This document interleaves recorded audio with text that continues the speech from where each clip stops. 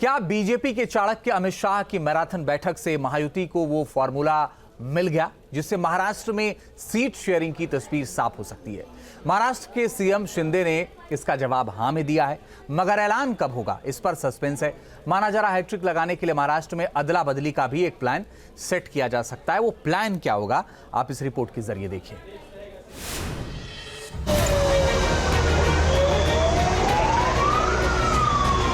288 विधानसभा सीटों वाले महाराष्ट्र में जिन 48 विधानसभा सीटों पर पेंच फंसा था, या यूं कहें उम्मीदवारों की अदला बदली की गुत्थी उलझी हुई थी, उस पर बीजेपी के चाणक्य शाह की मैराथन बैठक में बड़ा लॉक हो गया और इस तरह महायुति के अंदर सीट बंटवारे को लेकर संभावित फॉर्मूले सेट कर दिए गए जिसकी कभी भी मुनादी बच सकती है। महायुति के अंदर सीट शेयरिंग की फाइनल तस्वीर कुछ इस तरह हो सकती है। 288 सीटों में बीजेपी 151 सीटों पर चुनाव लड़ सकती है। एकनाथ शिंदे की शिवसेना के कोटे में 84 सीटें जाएंगी और अजीत पवार की एनसीपी 53 सीटों पर अपने उम्मीदवार उतार सकती है। गृह मंत्री अमित शाह सर जी से बात हुई है, चर्चा हुई, बैठक हुई और उसमें ये महायुति के सीटों के बारे में चर्चा हुई। बहुत ही सकारात्मक चर्चा हुई है और चर्चा अंतिम स्तर पर है और जल्दी सीटों का शेयरिंग हो जाएगा और आपको गुड न्यूज़ हम देंगे। बड़े भाव की भूमिका में बीजेपी ट्रिपल इंजन की गाड़ी दौड़ाएगी। चेहरा कौन होगा इस पर पत्ते नहीं खुले, मगर चैलेंजिंग 48 सीटों के लिए तीन ही दल आपस में ही अदला बदली कर सकते हैं।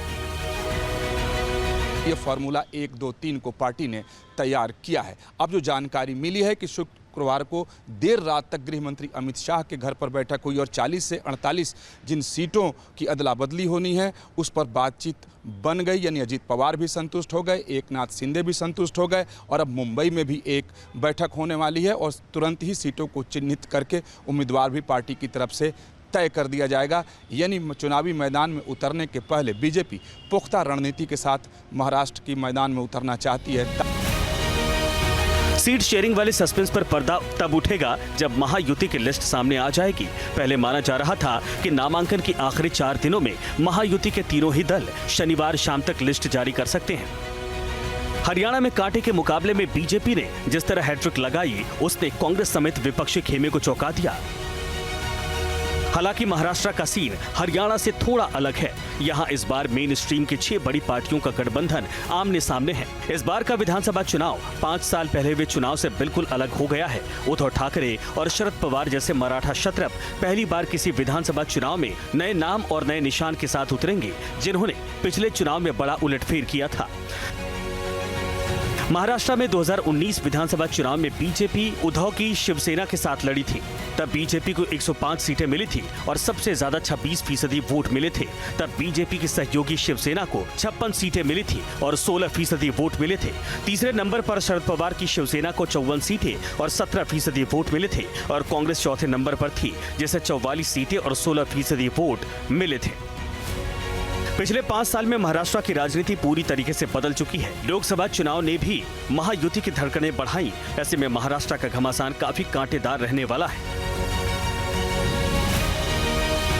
गठबंधन बनाम गठबंधन की तगड़ी बिसात में फिलहाल सीट बंटवारे पर दोनों ही खेमे को कड़ी कसरत करनी पड़ रही है।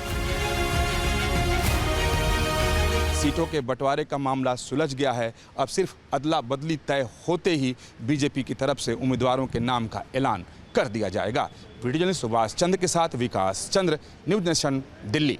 न्यूज नेशन अब व्हाट्सएप पर खबरों की ताजा अपडेट के लिए न्यूज नेशन के इस QR कोड को स्कैन करें।